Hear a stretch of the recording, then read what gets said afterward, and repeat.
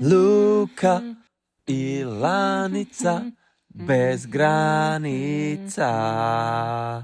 Ok, možemo to još doraditi. Dobar dan i dobrodošli u novu epizodu podcasta. Bez granica. Tako je. Vjerujem da ste već do sad i mogli čuti naš intro, bak sam se sinoć o tome razmišljala, sigurno smo ga već montirali Sigurno. na video i to, tako da nadamo se da ste zadovoljni. Mi Neće ići apsolutno van jesmo. bez intra to. Apsolutno. Zato i čekamo. Kad si to razmišljala u 2 ujutro kad nisi mogla spavati? Da, upravo tad. I zapisivala si šta se trebam napraviti još danas. Današnja epizoda je opuštenija, ja bih rekla, nego sve do sad. I dosta spontana, rekla bi. Današnja tema je Indija. I možemo početi zapravo s odgovorom na pitanje kakva je naša konekcija s Indijom, za one koji ne znaju. Kakva je tvoja konekcija s Indijom? Pa ja igram tamo nogomet. Koliko dugo? 5 godina. Nisam mislio da ćeš me ko reportera sad... Da, igrao sam u Sloveniji, onda sam se odlučio ići malo van i otvorila se neka opcija koju sam poznao preko prijatelja za u Indiju.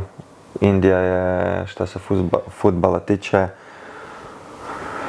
u porastu, a još uvijek nekako lakši nivo nego ovdje.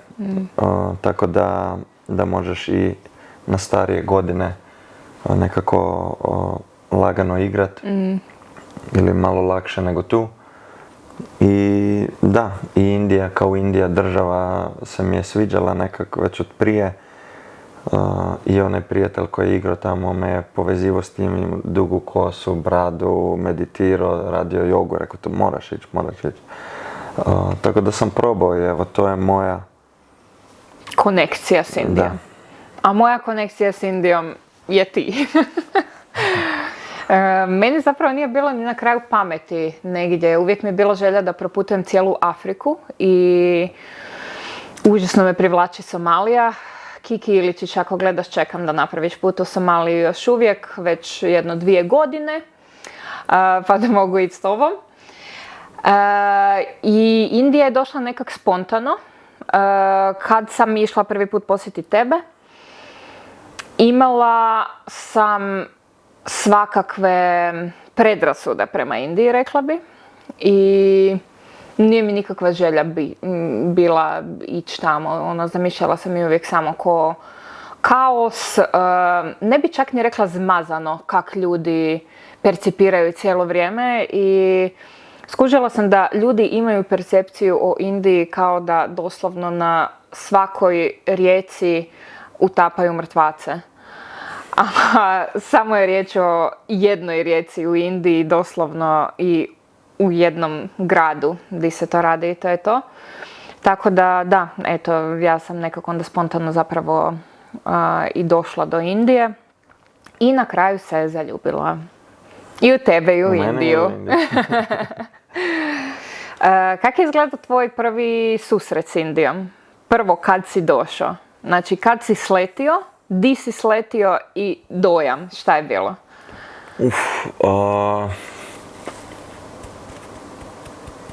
Mislim da sam leteo preko Dubaja, tako da već u Dubaju kad sam iz aviona sam to je prevruće za trenerku i to kak sam ja išao na put. Tako da išao sam u Goa, moj klub prvi je bio iz Goe i svi su mi rekli već u početku da to nije zapravo Indija, da ćeš uživat. I da, samo se sjećam, već prva vožnja je bila preko sat vremena iz aerodroma do stana. Ali sam već tu uživao, video palme, plažu, sve. Bio sam ko u filmu je bilo. A imao si i najbolje moguće zapravo za prvi posjet. Da, nekako polako sam ušao u Indiju. Nježna je još Goa. Da. Ali, mislim, da, dosta nerealno jer sam imao prvo stan s bazenom ispred, pa su mi dali, tad je bio poslije covida, trebao sam tjedan dana napraviti Bubble kao izolaciju. izolaciju i tako da sam u bistvu cijele dane bio na bazenu i trenirao okolo što su mi poslali to. Tako da, ali znam da sam već drugi dan zapamtio sam gdje je neka trgovina. Malo mi je bio šok na početku jer nisam imao, nisu mi prvi dan, samo su me bacili, nisam ni poznao ljude iz kluba, 1-2 dana onda su me počeli pa me vozili okolo, ali bez Wi-Fi-a stan. Hrana, znam da samo su pozvonili pa mi dostavili hranu, a ja bi malo... Nešto drugačije. Da, i znam da sam drugi dan već išao na šetnju da nađem trgovinu i naletio već na prvu zmiju. I šok, 5 metara ispred mene zmija. Ja ne znam, ja sam bio u adiletkama, sam rekao sad da sprintam, ne mogu baš sprintat. I ona ide samo preko ograde i nekome... U kuću. U kuću sam rekao, ok. Nije moj problem. Your problem now. I išao. Tako da, cool, ali jako vruće.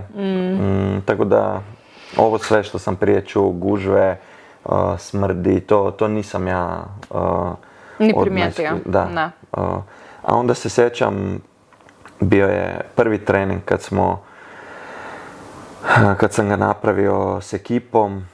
Uvijek imaju prije treninga trener nešto ispriča šta ćemo raditi, šta nas čeka, whatever. I onda se pomole svi. I neku minutu da se pomole u krugu i tad znam da, jer se ne molim, sam gledao okolo, već to mi je bilo da se mole prije treninga malo drugačije. Ali sjećam se da ako bi kod nas pogledao pa vidiš pticu, kako leti, tamo su bili samo oni dragonflies. I bio je cijeli roj i palme i rekao sam, gdje ljudi igraju fudbal. Prekrasno. Baš dream. Je onda kad sam, ne znam, smo imali 2 sata trening, pa je sve što je bilo preko sat vremena je bila već muka, kopačke mi mokre. Još goja 40 stupnjeva čovječe. Da, još one... Svi ovakvi detalji koje prije nisi razmišljao da ako imaš predebele čarape, ja sam prvi tjedan dana dobio žuljeve, drugi tjedan sam jedva trčao, a si novi, pa ne kažeš nikome, pa te are you okay, nešto, muka živa. A i pluća su ti se sigurno trebala na disanje tamo adaptirati jer je vlaga 80-90%, a 40 stupnjeva vani. Ne, dok se nisam navikao, to je užas. Ali se mi čini da otkad sam se prvi put spremio u Indiji, da kad dođem tu da je 2 put lakše. Da, pa mislim, meni je bilo bizarno kad smo se upoznali, kad bi ja u Ljubljanu došla od tebe i ti bi išao trčat u podne. Da, u 12 ili u 1 i svi kao ne možeš tad je vruće. A zapravo se moraš pripremiti za Indiju i moraš ići tad. U mojoj glavi je to ako ne izdržim u Ljubljani ili Zagrebu u 12, neću ni, jer tamo je već u 9 ujutro. Mi smo radili treninge u 7:30 ujutro. Ako si imao 2 sata, već je zadnje pola sata bila muka. Pa ona SPF-e, izgorio cijeli, pa... I ti si nekad izgorit znao? Da, pa zato sad ne izgorim više jer imam 5 godina i imam slojeva. Ja ne znam di sam ja prvi put sletjela kad sam sletjela u Delhi pa Chandigarh. Išla sam do Chandigarha avionom, ja mislim, skroz. Ti si prvi put u Delhi? Ja sam bio u Punjabu. Da, do Chandigarha sam došla jer znam da si me ti na aerodromu Chandigarh došao dočekat s nečim. Kava iz Starbucksa i ruža ili nešto je bilo. Da. Čekaj, je ruža je rose ili ruža? Ne lipstick. Roža kažemo. Roža, to ti je sve. Roža. Onda znači, roža kao biljka. Cvijeće ili ruža. I onda imate i ruž. Da. Znači sve je nešto, s čim, ruž? Rose, cvijet. Rose. Uglavnom, Isuse. Da, uglavnom. Da vidiš kak je meni u glavi. Uglavnom, ja sam prvo sletjela do, ne znam preko čega sam išla, preko Dohe. I znam kad sam izlazila iz Dohe, iz aviona, da mi je bio takav val one težine, one vlage, ja nikad u Aziji prije toga nisam bila i nikad nisam... Ti si išla do Zagreba, ja sam po Europi išla i išla sam u Egipat. Ok. Ali mi je bilo prvo solo putovanje, da idem na tak neki dalek put, samo po Europi to ni ne računam 2 sata let, ok. Ovo je bilo 18-19 sati sve ukupno. I u Dohi kad sam izašla i kad me zapljusnulo, sam bila, Isuse moj Bože, šta je ovo? A još sam bila kao u laganijim hlačama i majice kratkih rukava. Užas. I došla sam u Delhi. U Delhiju mi je, evo, jedno 6 sati mi je trajao layover. Da. I tamo sam se već srela s Indicima kao takvima. Znači, još sam pušila tad. I ja imam 2 velika kofera. Ili jedan veliki kofer, jedan mali i ruksak, ili je tak neš bilo. Minimum. I idem van zapaliti, jer nema tamo onih pušiona, nego si doslovno treba izaći van. Idem van. I lik prije mene, na ovom terminalu nije bilo. Da. Ja. I prije mene izlazi lik kroz vrata, vidi da ja idem za njim, okrene se prema meni i zatvori mi vrata pred nosom. Isuse Kriste, znači ja sam već na rubu suza bila, toliko umorna sa svom prtljagom i sa svim. I onda sam vidjela baš ono nešto što zna biti dosta šupački u njima.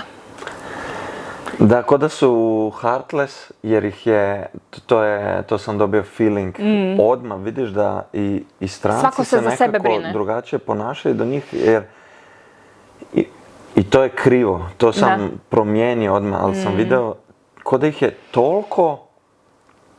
Izrešeto život, da. Ne, ko da ih je toliko, tolika brojka, ono, Slovenija 2 miliona, do svakog ćeš biti ono, probat ćeš ne biti nadrkan prema ljudima. Da.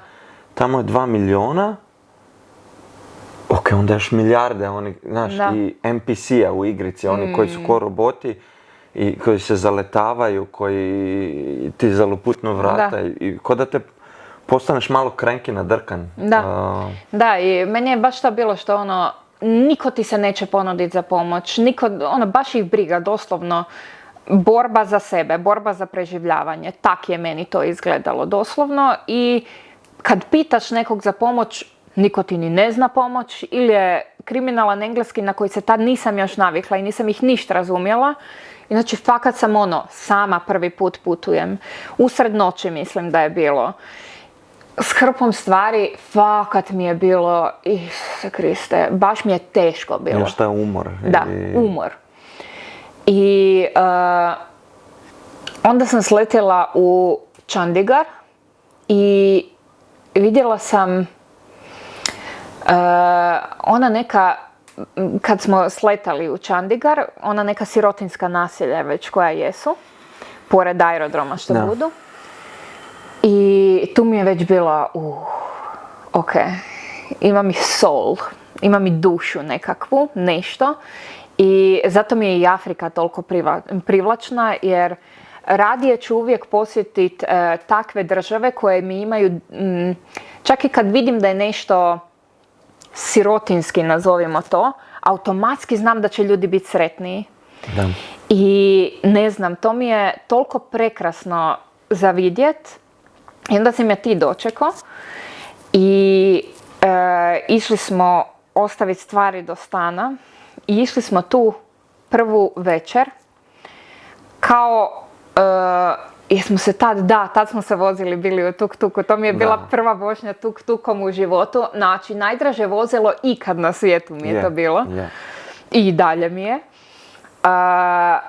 I baš sam bila sva ono, Isuse Bože, znači doslovno vidjela sam neke stvari koje ti koji si već navikao, ti si već 3 godine, ja mislim, živio tamo. nisi ni vidio više i ne vidiš ti ni tu dječicu po cesti više tak ni... Da, na početku si još svakog vidiš, svakome bi dao, Da. Ali onda vidiš s vremenom da te iskorištavaju i da je sve nekako... I da daš jednom i doći će ih još 30 i postane nesigurno za tu osobu. I znam da je prva šetnja kao do nekog dijela smo došli do Chandigarh, išli smo mi mislim karticu sredit i tamo su bili oni nekakvi štandovi i to s hranom. Isuse moj Bože, znači ja sam vidjela nešto što je izgledalo kao fritule, a bilo je slano. I meni je onak fritule, top, još ako se slane, vrh. I nekakvi umaci preko. Ja rekao, hoću ovo probat. Street food obožavam isprobavat, ali isprobavala sam street food samo u Europi. Što je potpuno drugačije. I naručio mi to i prelijom te s tim umacima. Ja Luki dam da proba prvi. Do tad ti sam probaš, se ja već navikao. To si se navikao, ljutinu i sve. Ja tebe pitam, je li ljuto, a ti meni pikantno. Okej, Meni je ajde. bilo malo. Sad Malo smo ljuto, skužili, da. ako je meni malo, Meni će onda biti će biti too tebi much. too Da. much. Ako je meni nije, će Da. biti malo. Da. I ja stavim tu kuglicu u usta. Isuse Kriste, ja mislim da je jedno 3 sekunde prošlo dok mene nije počeo znoj probijati. Znači, znoj, suze, glavobolja kroz minutu do 2, ono ko migrena koja mi probija iglama mozak. Znači, ja takvu bol i takav, ne znam, šok tijelu nisam nikad doživjela, ni na operacijama. Grozno mi je to bilo i tu sam već skužila, mislim, tad je bilo 5 dana na WC-u sam provela. Da, tu smo sjebali prvi dan. Da. Ja preuzimam ovdje. Da, odgovornost. I to je fakat, u tom prvom posjetu mjesec i pol sam bila, mislim da sam na tjednoj bazi imala fakat probavne smetnje jer ja nisam znala šta će mi smetat, šta ne. Ok, znam da ne smijem jest ljuto, pa izbacim ljuto, ali odemo u birc, naručimo koktel, ako mi stave led koji nije flaširan, jebi ga, to će mi opet loše utjecat na probavu. Tako da, moj nekakav prvi dojam generalno bio s tim prvim kontaktom čovjeka, ok, borba za preživljavanje. Druga stvar, užasna vrućina, što mi je odgovaralo nekak, baš klima mi je u kojoj bi voljela živjeti. Da, zato sam meni je to, sad bi mi već malo pasalo da ga vidim, ali ja se sjećam da sam razmišljao, ja nisam već 5 godina snijega video. Ne, i je, good life, mislim, zavisi od čovjeka, ali nekakve probleme imamo tu, ili ne znam, na autu mijenjati svake godine u zimske gume i to, tamo nema toga, tamo je stalno vruće. Dobro, tamo je i auto izlupan do kraja pa ga voze. Ali, znaš, tako je nikad, nije u životu imao jakne, bunde, crazy. Da. Je, i definitivno je, mislim, meni je vlaga recimo nešto ful mi je odgovaralo za kožu. Ja isto tu zmazanoću kao koji ljudi cijelo vrijeme pričaju. Očekivala sam kao u jednu ruku, nije me ništa šokiralo, fakat. Jedino što mi je bilo potpuno drugačije to da nisam vidjela plavog neba. Doslovno, nisam plavo nebo do Goe vidjela. Da. Jer je količina smoga nenormalna tamo. Stalno je neka sivina. Da. Vruće kao sunce, a sivina neka. I još došla sam negdje sredinom 9. mjeseca. I tad počinju u Punjabu paljenja od sredine 9. do negdje sredine 11. paljenja žita i polja i svega. Ali generalno sam bila užasno uzbuđena fakat za sve ono što me čeka nekako. I jesam bila malo uplašena u trenutku kad smo saznali da prvu utakmicu sam išla s tobom. Na avionu i sve, i bila u istom hotelu i sve, sad smijemo reći, nisi više u tom klubu. I onda smo saznali da ne smijem putovati ni istim letom s tobom. Da, malo je klub je bio strog po tom pitanju. Novi klub, mladi klub, Grk, sportski direktor i zavisi od kluba do kluba i mi smo naletili na klub koji nije želeo, dosta imao mladih igrača i izgovor su imali da ko ti sad neki stari igrač sa ženom ide na utakmicu, na avion, to da se izgubi ta, kako te oni gledaju, to. Uglavnom tako da je bilo stresno na početku, ali smo nekako išli protiv kluba isto. Meni je bilo jako stresno. Ali da, u Kolkatu sam išla to s tobom, da, na prvu. Od Kolkate nisam ništa vidjela jer fakat bila sam u hotelu, uplašena sam bila jako, fakat, da idem negdje solo i Kolkata je fakat divlja. Sad bi otišla najnormalnije, ali... I teško je gdje god želiš, ako želiš na kavu moraš neki shopping mall naći i opet od hotela do shopping malla nema tamo za šetat. Da, nemaš nigdje, da. Odmah kad šetaš ili dođeš do ceste gdje moraš pretrčavati 5 traka. Da. Ili uvijek moraš imati plan, pa onda barem sat vremena do nečega. Da, i nema tamo, nađeš onda parkove, pa šetaš ili sve mora biti onda Uber ili auto sad kad imamo šofera.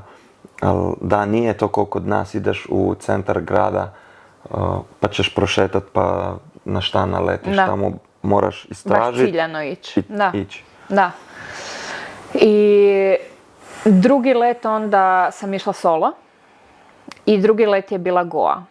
I ja se sjećam da sam bila full uplašena, ali kad smo mi sletili u Goa i organizirala sam si prijevoz preko one neke aplikacije ili nečega do hotela. Znači, meni je ta Goa bila, Isuse Bože, sve je toliko veliki utjecaj Portugala, toliko je šarmantno, divlje, baš ovo što si rekao, palme. I dođem u hotel i išli smo odmah prošetat kao do mora, oceana. Do vode. Do vode. I je se ti sjećaš, mi kad smo iskoračili tamo da sam ja počela plakat ko kreten. Da je na plažu? Na plažu. Jer prvi put u životu mi je bilo da vidim kao ocean. I toliko je bilo sve gigantsko i cijela ta pješčana plaža. Mislim da je to more ko more, nego sve je ko da je na steroidima, sve veće, ne može se predstavljati dok ne vidiš. Da. I pješčana plaža i koliko god da je ona fakat bila zagađena i imaš tamo smeća i toga. Trebaš ići na spotove. Tako je, da. Ali mi smo izašli tamo čisto da vidimo i meni je bilo, Isuse Bože, ovo je raj. Znači, ovo je raj. Nisam se ni kupala, mislim da nisam ni imala čak badić ni ništa. Ne, prvi put ne, jer se nismo kupali. Mi smo poslije treninga, i to je jedan, kad sam u Goji bio, ja sam imao treninge na plaži. 2 puta u tjednu. Znači, savršeno. I onda poslije treninga si se išao namočit. Ali nije isti feeling, toplo more, nekako nije to. Ali su ti momenti na plaži kad ti se psi se love. Predivno. Onda ti bik ide jer ga neko trenira, jer tamo u Goji ima još uvijek bullfighting. Fakat? Tamo je full. To nisam znala, vidiš. I onda imaju s policiju, imaju naštimano da im pogledaju kroz prste i u Goje su veliki... Isuse, grozno, dobro nisam naletila na to, sad bi plakala. Ali je ono tak random ti naleti. Moniku smo tad upoznali. Monika je bila ona žena na plaži koja je radila narukvice, sve smo pokupovali od nje. Sve su se raspale u roku 3 dana. Ali to je još bila ona faza doslovno di vidim neko ko se neš potrudio napraviti i evo kupit ću ovo, evo ti traži me 100 rupija, evo ti 500 ostavi si, dok mi ti nisi rekao nakon mjesec dana koliko sam ja, kad sam izračunala koliko sam ja ostavila zapravo ljudima ovak bakše. Svi smo na početku isto jer imaju 500, kad ideš na bankomat će ti dat 500-tke. Da. I 500 kod nas je... Recimo 5 eura bi to bilo. Note za 500 je 500 eura, to je crazy. Da. A tamo 500 rupija 5-6 eura. Da. I misliš, to će biti za jednom taksi ili nešto. Da. Ne, tamo ti je taksi onda 80 rupija, pa ti vrati 400 i onda puno puta kad te skuže pa mu daš 500, on nemam za vratit. Da. I ti si još u onom, 4 eura, dobro, ajde, pogledat ću ti, izvoli. I onda vidiš 500 i to 4 eura i 20 eura pustiš u tjedan dana. I više. Ne, dok ne skužiš. Da. Je, i treba se naviknuti fakat na to. Goa mi je ta definitivno bila najdraže u tom prvom susretu, u tih prvih mjeseci i pol, najdraže mjesto koje sam vidjela i posjetila. Zanima me šta misliš o stereotipima, znači koji su zapravo, ja bih rekla, u nekakvom zapadnjačkom svijetu o Indiji. Tipa, Indija je siromašna i prljava, šta bi rekao?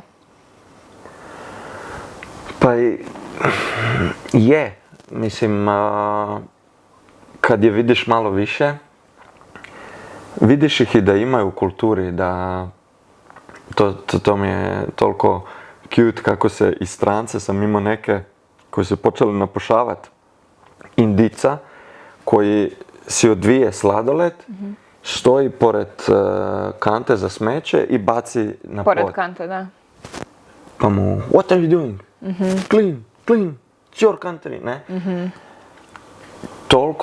Toliko jedan drugog vide, toliko ne mogu handlat taj broj ljudi da jednostavno imaš feeling kao da su se opustili i predali i samo bacaju. Tako da je prljavo, ali opet gdje smo mi bili u Chandigaru, full clean. Ne? Bengaluru, kad ideš, vidiš da je clean. Zavisi, onda ideš u Kolkatu, kaos. Tako da imaš state-ove koji su full clean, imaš state-ove koji su prljavi, tako da zavisi. Goa je dosta clean. Siromašna, da, iz naše perspektive je, ali mi se čini da ljudi ne trebaju puno. Da. Ne trebaju puno i oni se nemaju za siromašne. Da. Mislim, ja se sjećam da su me vodili u Goji na ručak ili na večeru. Pojeli smo kod nas kao 3 slijeda, da bi rekao.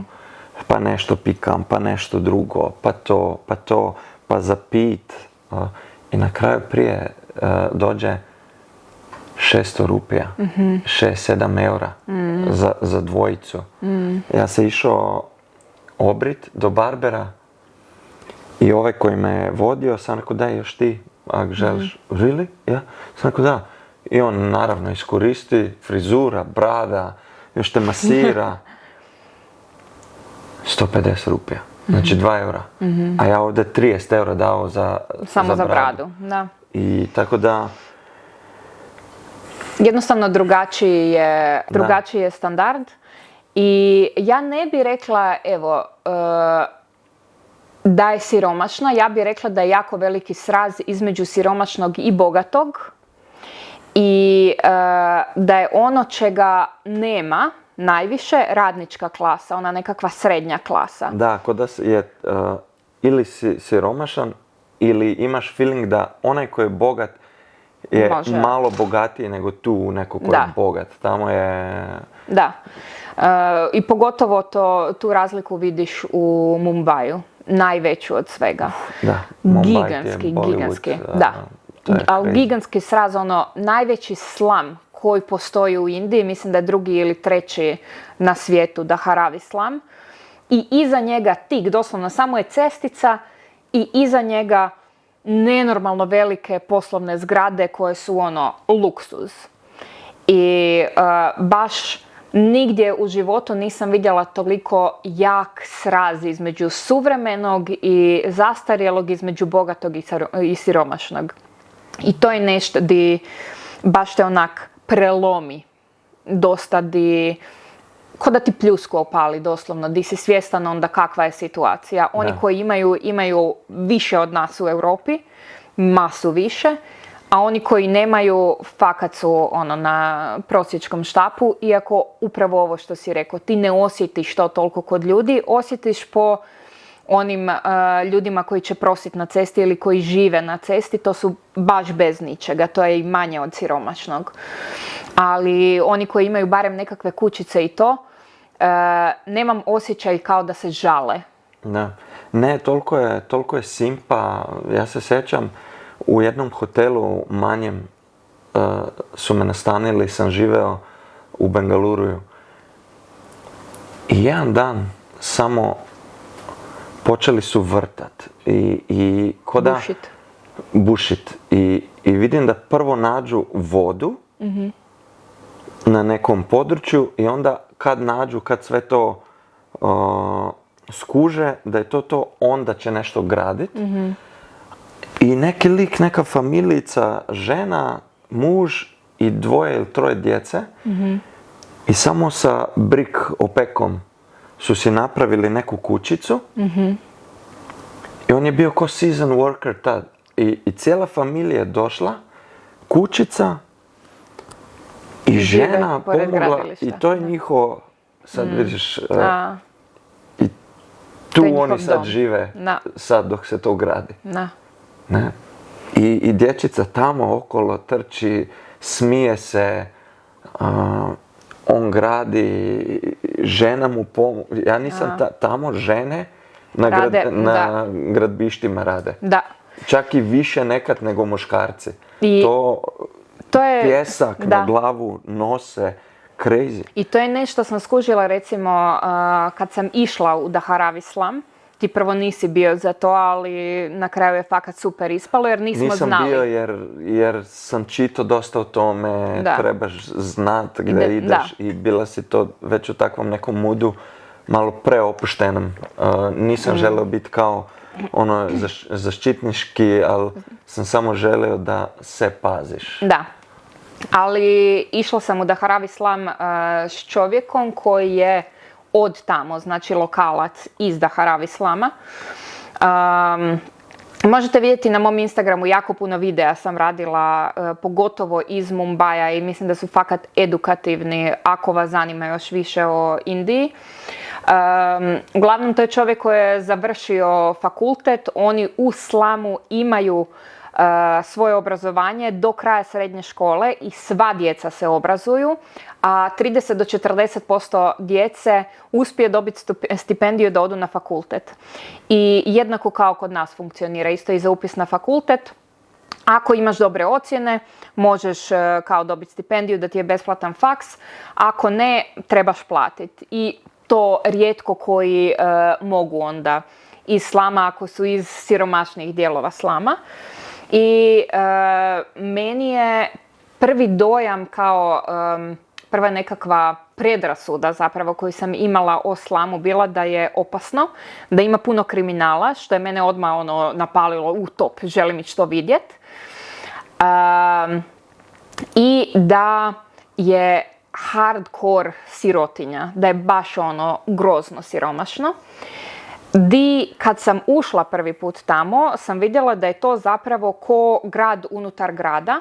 Fora je da, to kad se čuje slam, i je to bilo tak baš kak si... I je i dalje na dijelovima. Ali ovaj koji si išla, vidiš koliko je to već organizirano.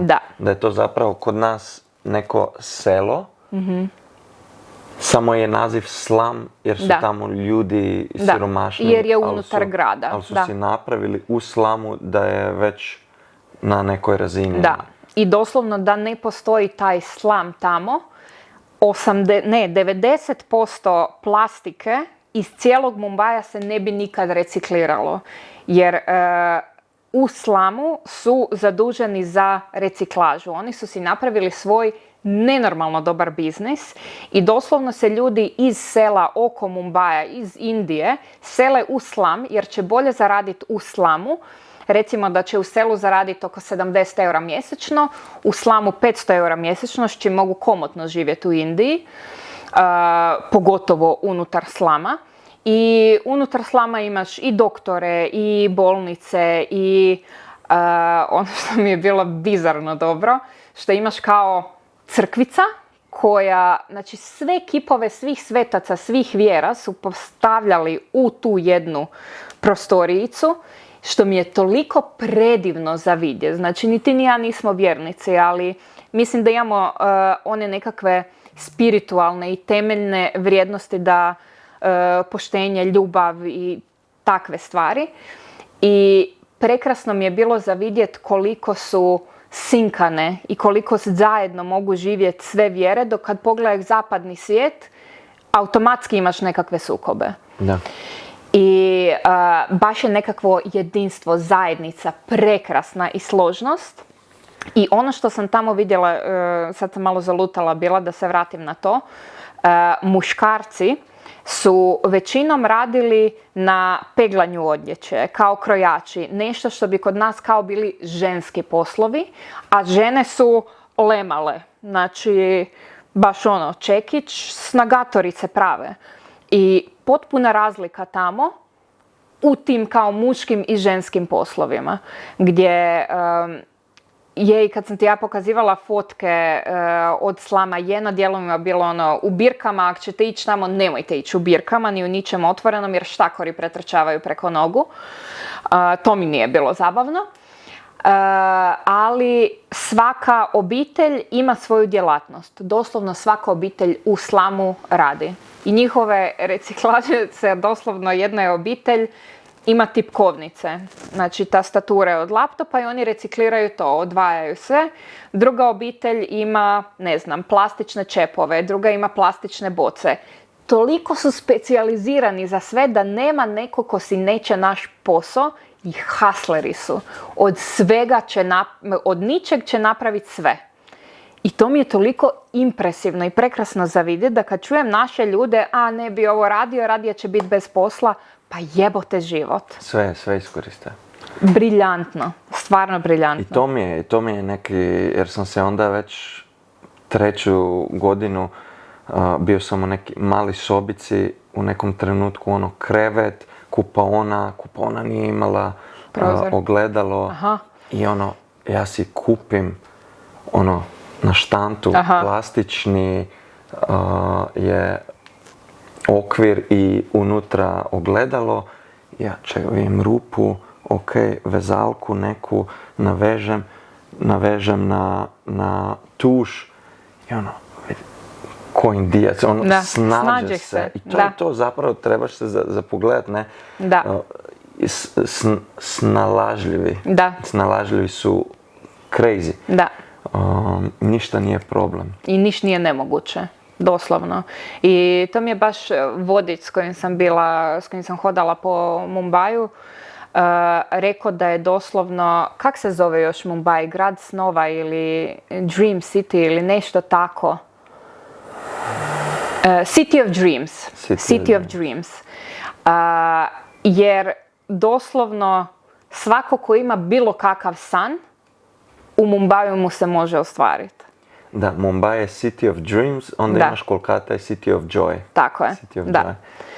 Da, imaš feeling, to je neki što ne možeš opisat, ali ako imaš neku ideju, ako si takav da stalno nešto tražiš, imaš feeling da u Indiji šta god bi rekao i imao neku ideju da bi mogao ostvariti. Da. Jer ko da nekako sve možeš. Sve je moguće. Sve je moguće. Da. Ne znam, jel da prelazimo sad na još stereotipa ili da idemo dalje na neke... Znaš šta mene zanima, prije si štakore, pa sam se sjetio, šta smo, debatu smo imali, bi radije štakore imao ili zmiju. Šta smo završili? Ti si da bi radije štakore... Ne, ja sam da bi radije zmije. Ja sam rekao da bi radije živeo da imam štakore nekog, nego zmiju. Da. I ti si bila za štakore, ne za zmije. Ja sam za zmiju bila. Ja sam još uvijek za štakore.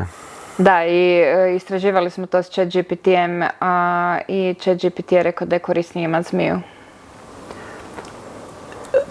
Da, to su i tvoji followeri onda rekli zmije, pa to, vidi, da smo sad ovdje. Da. Chillamo u stanu. Da.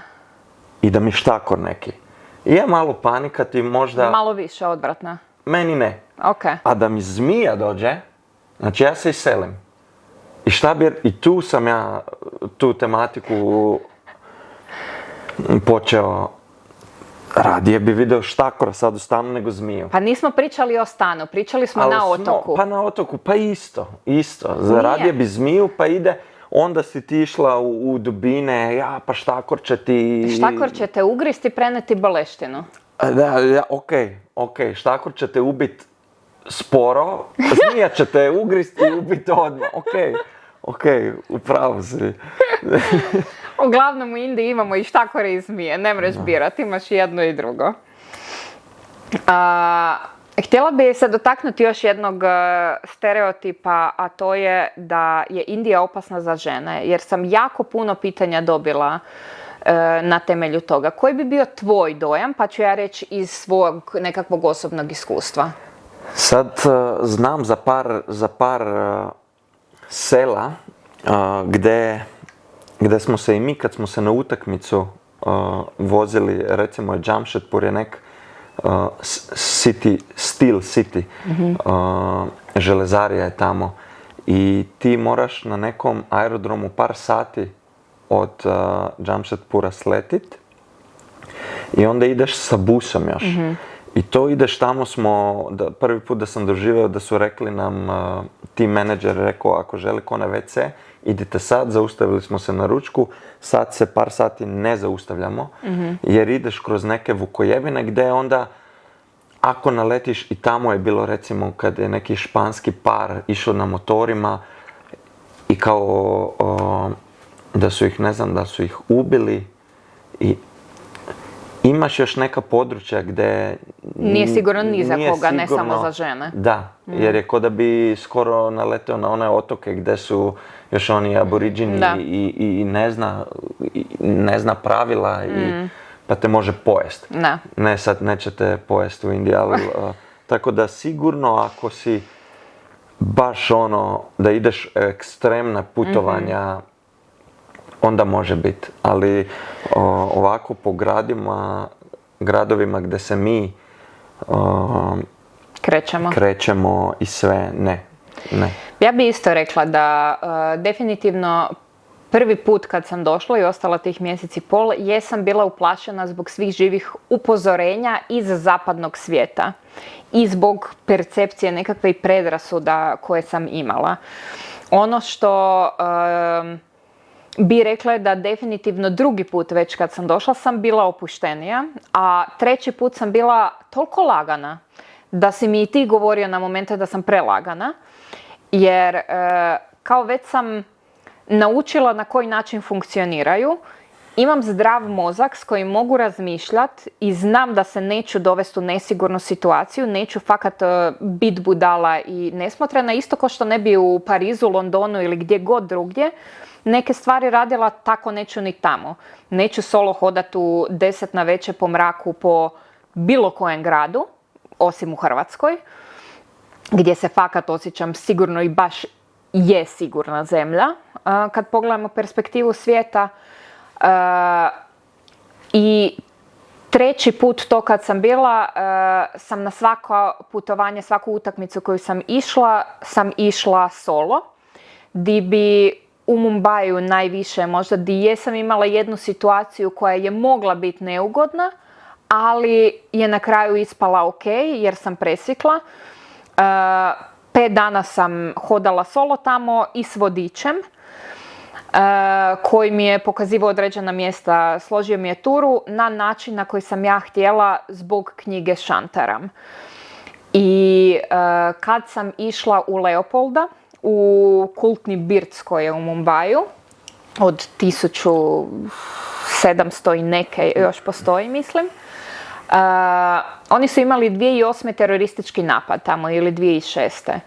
I postoje još rupe od metaka koje su ostavili kao nekakve suvenire.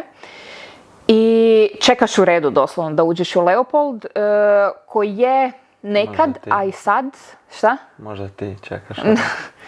Nekad je bio okupljalište mafije, trgovaca ljudima, umjetnika, ali baš vrlo sumnjive ekipe i dalje je to, ali nije natoliko otvoreno. I dosta turista sad ima tamo. Ako si želeo biznis napraviti, si išao u Leopolda Da. Ako nisi znao ili imao koga s kim bi napravio, tamo si Tamo odeš i nađeš, da. Krimi biznis, jel?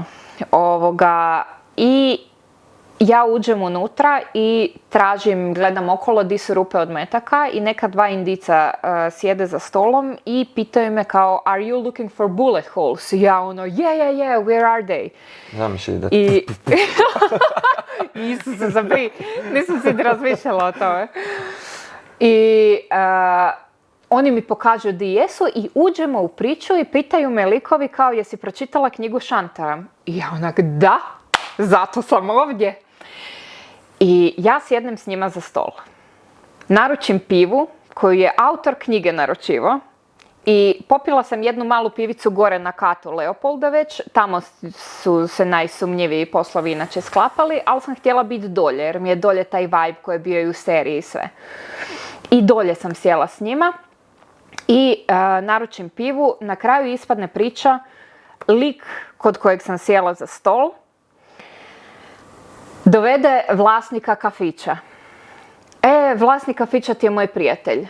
Vlasnik kafića, vlasnik Leopolda koji je u njegovoj obitelji generacijama, sjedne s nama za stol i kažu mu ovi njegovi frendovi, pročitala je Shantara. To ti je moj prijatelj. Ja rekao, šta? Da, ne, ti si crazy šta si je otkrila. Znači, jedna od mojih omiljenih knjiga koju sam prenio na tebe, pročitala. Da.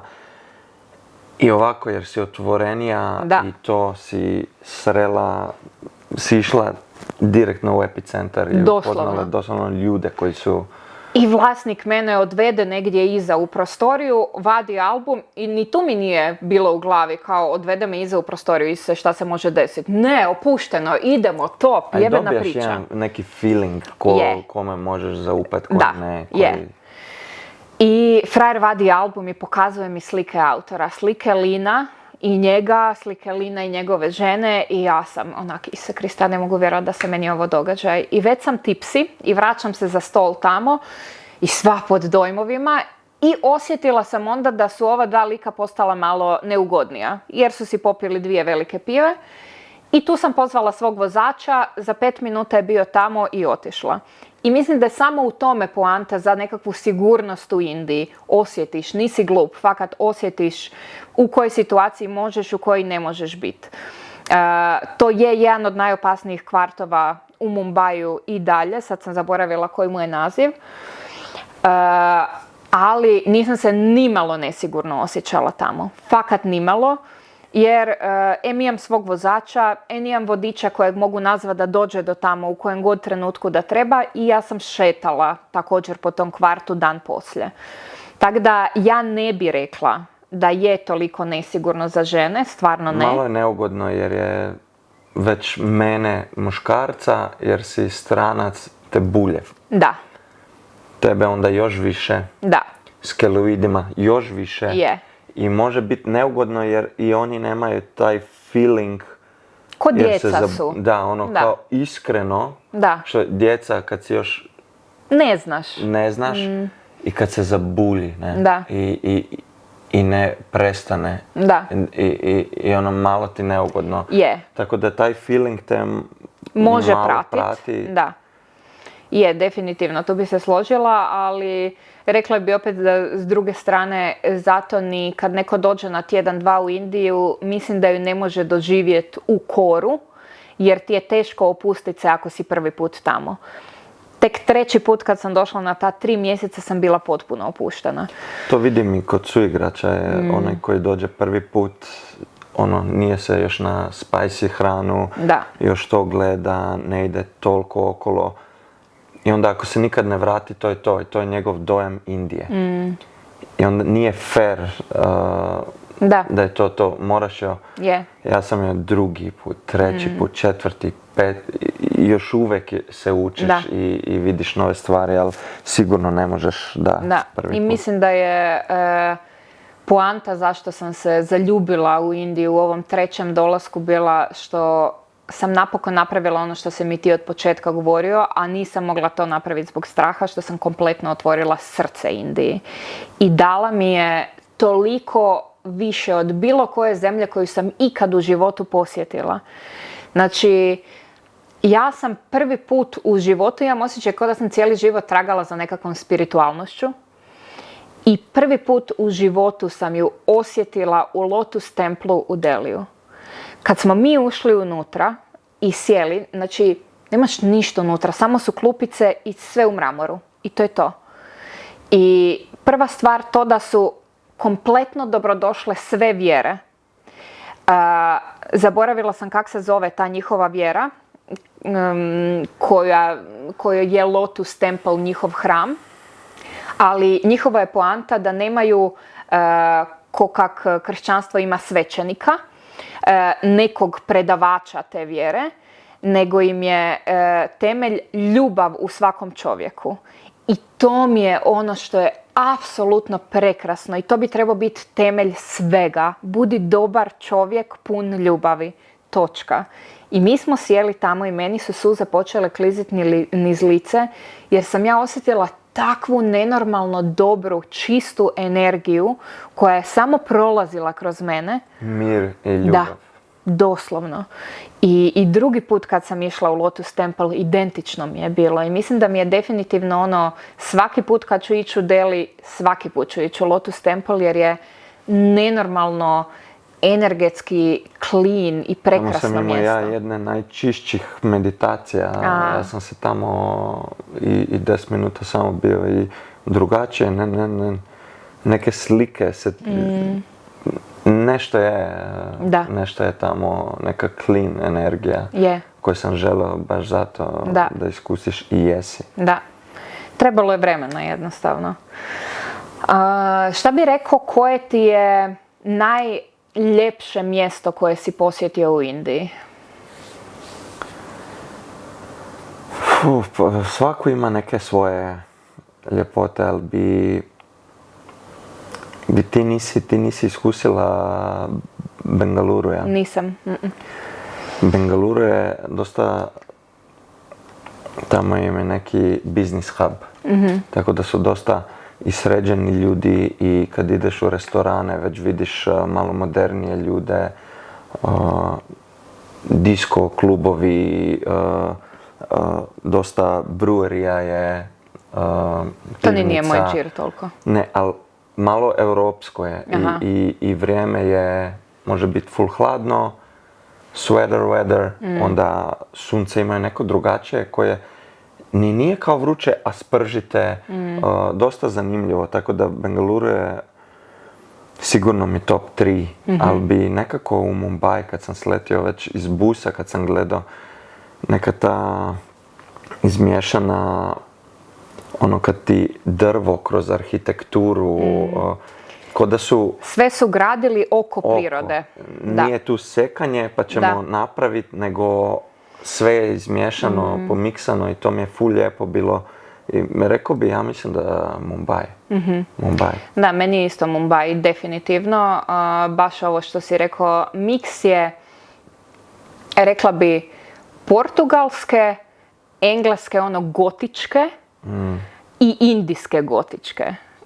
S hrpetinom, palmi, drveća, svega, znači da je crazy, nenormalno, baš doslovno u trenutku kad sjedneš u auto od aerodroma postane već, Isuse Bože, ovo je drugi svijet. I nije mi tipična Indija, baš je van, over the top, sve. I drugo mjesto, rekla bi da su mi ta dva na prvom, Taj Mahal. Taj Mahal koji i Agra generalno mi je... Agra se vidi da je sve prilagođeno turistima. Da je jako sve je čisto. Sve je samo jer znaju da imaju Taj Mahal. I ko da cijeli grad je podređen od toga. Isti cilj. Je. Ali Taj Mahal definitivno... Ništa u životu nisam ljepše vidjela i nisam mislila da će me se toliko dojmiti, jer kao vidiš ga, učiš u školi o njemu, gledaš filmove. Vidiš na internetu, vidiš sliku, full lijepo. A kad zakorakaš unutra, kad te to preplavi i ta veličina. I ona maglica cijela. Isuse Bože, i tad sam isto plakala ko majmun. Znači, prvi put kad sam ušla, nisam mogla stati, fakat. Mislim da smo jedno 3 sata bili unutra, ja sam 3 sata plakala. Od ljepote, od cijele priče, te ljubavne, sve, stvarno, definitivno. Sve. Definitivno 2 najdraža mjesta i onda još zbog naše priče dodatno. Taj Mahal, mislim da si našoj djeci jednog dana zapečatio i digo si im ljestvicu. Šta će htjet u ljubavi. To mi je prekrasno. Jer ja dobivam sve to. I ne znam, mislim, već sat vremena sad pričamo.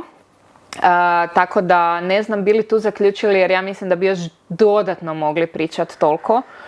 Možemo i drugi dio, ako ima još puno za pričati, da. Ali ako bi to nekako, ako ima da je to, je li imaš šta još? Evo, možemo zaključiti s ovim. Koja bi 3 osjećaja povezao s Indijom? Ili 3 riječi? Počni. Ja bi rekla kaos, spiritualnost i ljubav.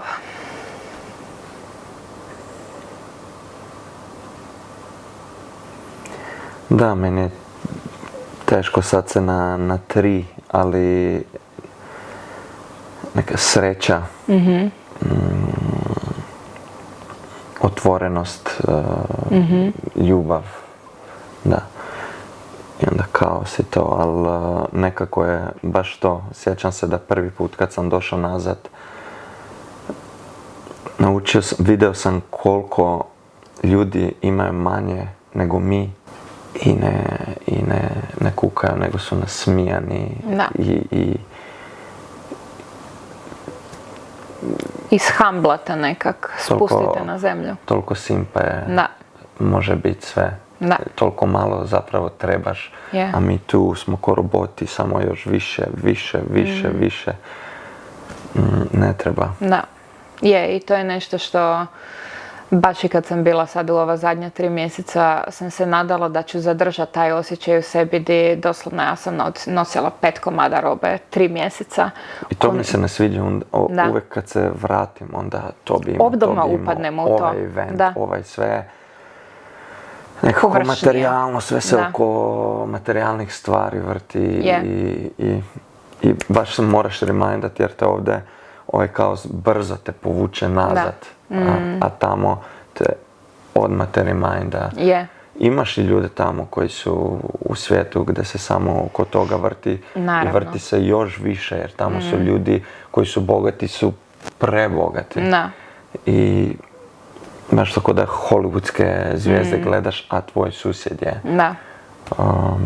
Ja sam sad na zadnje u Pandžabu, imaš neko koji ima tuk-tuk i sve i onda parkiran pored, neki lik je imao susjed 2 Lamborghinija i još crazy kakve. Da, razlike. Ali neopterećenost, evo, to mi je isto još jedna riječ možda s kojom bi opisala Indiju. Neopterećenost i tebe sam vidio već ove zadnji put. Došao, kako si rekla, 5 stvari smo imali i majica, kratke hlače. Našminkala se može u 3 mjeseca 3 put. Tako da, baš mi je nekak lijepi osjećaj pobudila sad ova epizoda i jedva čekam da se opet vratimo tamo. I sigurno ćemo se. Da. Jer imam još pare tamo, tako da sam... Hvala i vama što ste gledali još jednu epizodu našeg podcasta. Znate šta vam je činiti, komentirajte, lajkajte, subscribeajte se, pritisnite gumb za notifikacije da vam dolazi obavijest o svakoj novoj epizodi koja izađe. I to je to. Vidimo se u idućoj epizodi.